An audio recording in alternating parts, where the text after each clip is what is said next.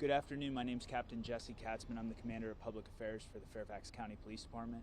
We are currently at the 7600 block of Cork Glen Way in Springfield for a shooting in which one adult male is in life-threatening condition, and we have two individuals currently detained as we investigate their involvement in this crime. Just after 1:45 p.m., we were dispatched, officers from our West Springfield station were dispatched to a shooting here.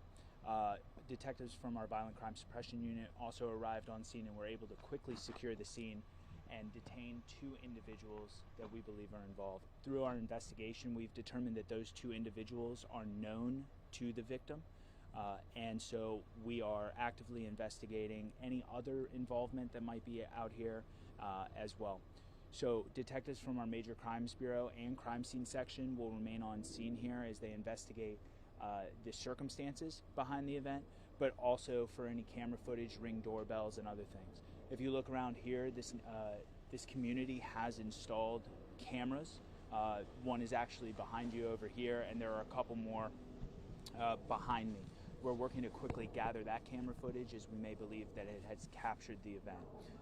Some of questions that I've been asked have been about Lewis High School. I know that was put out.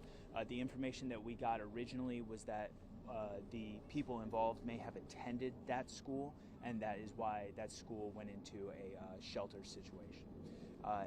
If there are any questions, I'd be more than glad to answer it. However, I would ask that if you or anybody else you know have information regarding this incident, please call 911, and of course any tips can be submitted through Crime Solvers of Fairfax by 1-866-411-TIPS, and as usual, any of our updates will be posted on social media when we get those. Captain, there has been a lot of talk, as you brought up Lewis High School, and it did go on a lockdown. And can you confirm if the suspects have any direct connection to the school? So I want to clarify, the school did not go into lockdown. It went into shelter in place, which is a very different scenario. That determination, of course, is made by the school, but it is our responsibility to try to ensure the safety of the students that are there.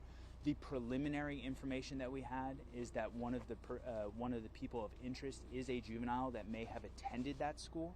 We are still working through to determine whether or not he still attends the school or what have you. So, can you comment on the ages of the two detainees? Yes. So right now, the victim is an adult male, and the two individuals that we have detained are juveniles.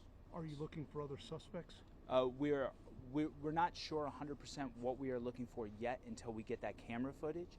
That we may have reason to believe there may be others involved, but we're not sure to the extent of their involvement, if that makes sense. And right now we do believe that if there are others involved, somebody in the community may be able to recognize them. I'm sure you've heard we are out making stops on people that might be involved, and so we're trying to get that full picture as we work through this investigation. This, like many of the other investigations that we work, this is going to be a little longer. This is not a quick investigation by any stretch of the imagination, and that's why you're going to see our Major Crimes and Crime Scene out here working diligently to recover that camera footage and see exactly what we have. Yeah. Are you able to say how they got inside the home? Yeah, sure. So there is evidence of a possible burglary that occurred, and again, not sure the circumstances behind that if that is a ruse, if that house was targeted, if the victim was targeted, etc. We do not know right now about that circumstance. However, I can say with pretty good certainty that the victim and the individuals that we have detained are known to each other. So, yes. How is the victim doing? I know you said life-threatening condition. Are you able to say how many times they were shot or where? So we have evidence of one gunshot wound to the upper body. And of course, as you can imagine, that would be still life-threatening condition as he goes through the hospital procedures and all of that he needs to go through. Any prior history that the police called to the unit that was involved? If there is, I don't have any of that information right now, but we can definitely get that. Anything else? Yeah, on a different subject, Captain, there was an officer injured in a crash earlier today. Any information, updated information you can give us on that? Yeah, so we did give sound down there, but very quick. Our officer was third in line, stopped at a traffic light. There are two vehicles in front of him. There was a vehicle where community members had witnessed erratic driving behavior. It appears that that vehicle struck our officer, which pushed him into two other vehicles. The individual who struck our officer is deceased, and the three other vehicles were solo, so all drivers, and they are all in non-life-threatening condition. And at this point, do you think it might be weather-related? The crash? The crash. There's no evidence to suggest that. Can you talk about the juveniles?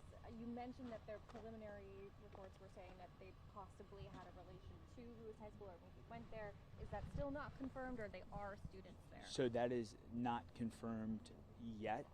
Again, we had reason to believe that that may have been confirmed. However, that school is no longer in shelter in place. So there may be updates, investigative updates that have led to that decision. But right now, that's where we stand at this point. And were there other people here just besides the two that were detained that were part of this? We're not 100% sure yet. We're not 100% sure. I do know that the victim of the shooting had family present. So that's obviously what has started the call, but that's the most that we're able to say right now until we're able to get a really clear picture. And again, I would ask, this is a very tight-knit community. If there's anybody who knows what happened, has heard a rumor or anything, please don't hesitate to call us, 911 or 1-866-411-TIPS, to submit any of those tips. Would be greatly appreciated. Anything, sir? The place normally is safe? What place? Safety, the place normally?